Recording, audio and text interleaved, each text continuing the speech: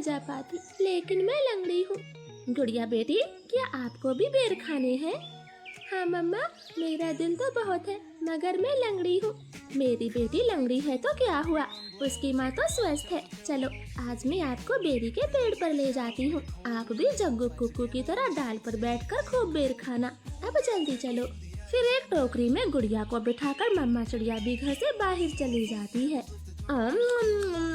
खट्टा मीठा बेर है, दिल कर रहा है इसकी गुठली भी खा जाऊं।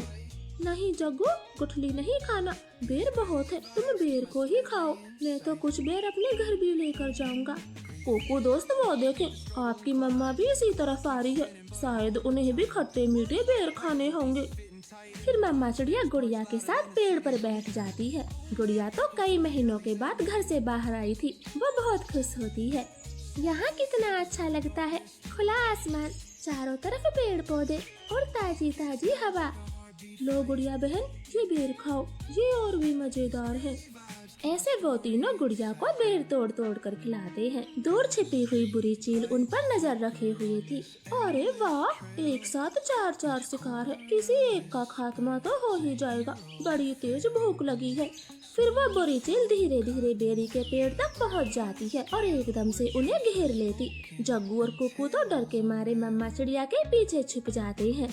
सब ऐसे ही खड़े रहो, अगर एक भी भागा तो कच्चा चबा जाऊंगी, बड़ी तेज भूख लगी है मुझे।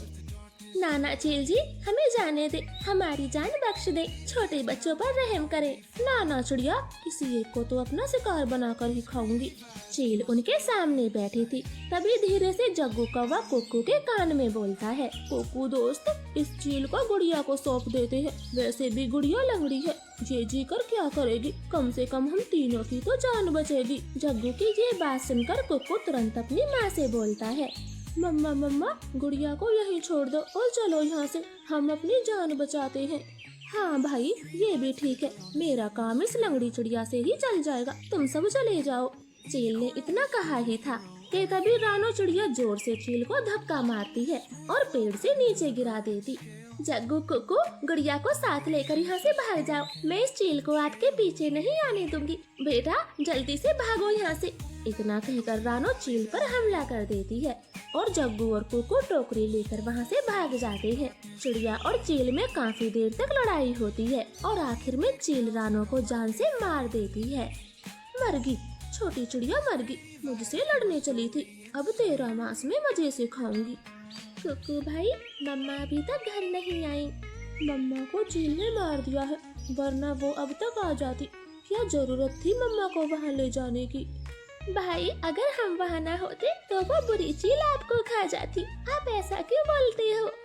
नहीं, हम चील के हाथ कभी न आते, वो तो तुम साथ में थी, इसलिए मम्मा ने चील से लड़ाई करने की सोची। तुम लंगड़ी थी ना, माँ को तेरी वजह से मरना पड़ा, अब तू ही माँ की हत्यारन है, समझी?